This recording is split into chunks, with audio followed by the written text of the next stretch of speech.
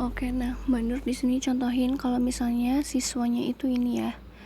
Terus kalau misalnya jarak benda ke siswa itu 800 cm, berarti itu tuh jarak dari sini, sebentar.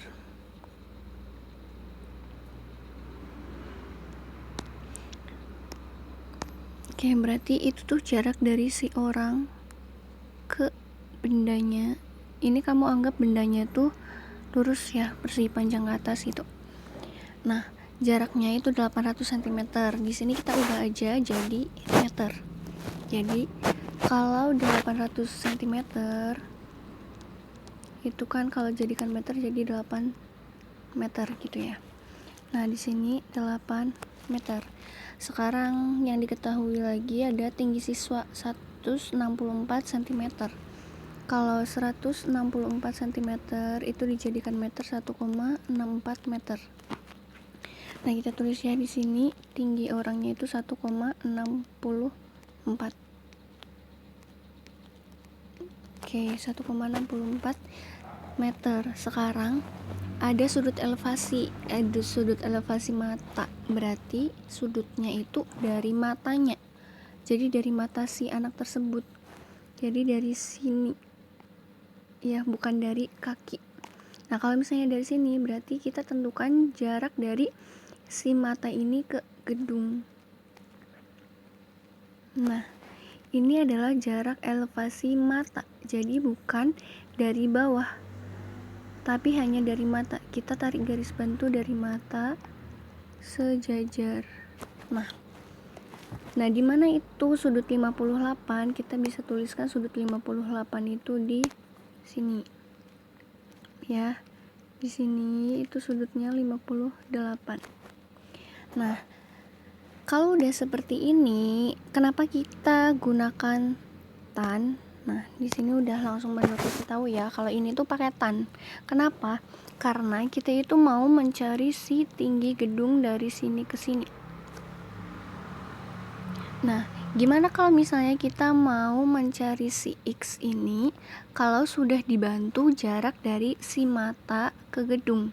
Ya, jadi jarak dari mata ke gedung adalah sama dengan jarak dari si anak ke jarak bendanya, yaitu 8 meter. Jadi di sini itu sama aja kayak yang bawah. Jadi panjang ini itu sama dengan ini. Gitu ya.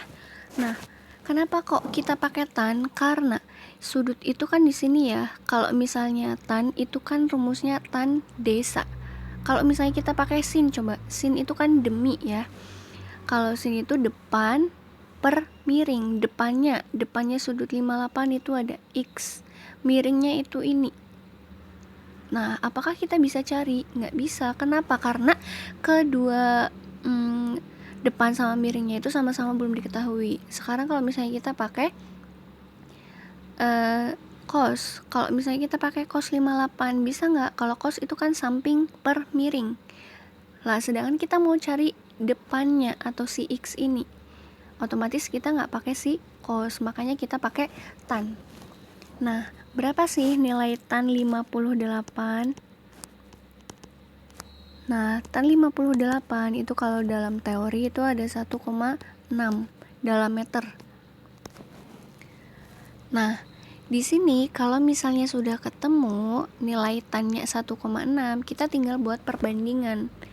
Nah, di sini masuk ke perbandingan trigonometri.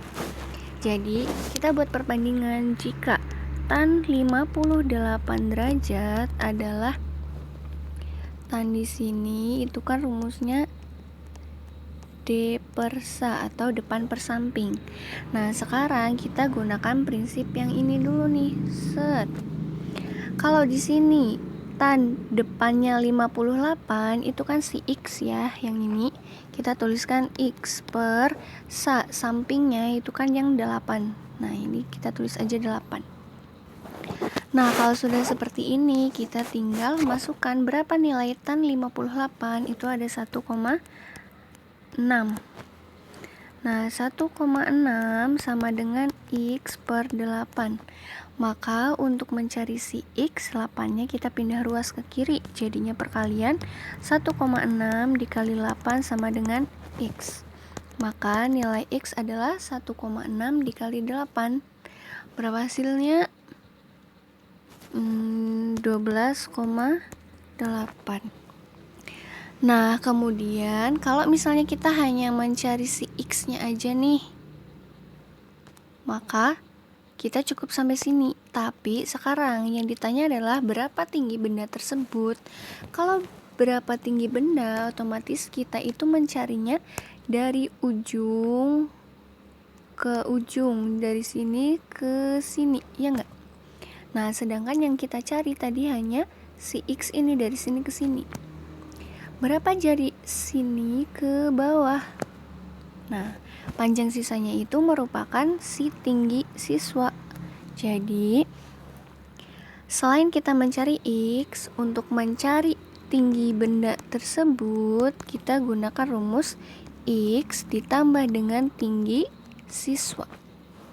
Maka, hasilnya adalah X ini 12,8 ditambah dengan tinggi siswanya itu ada 1,64.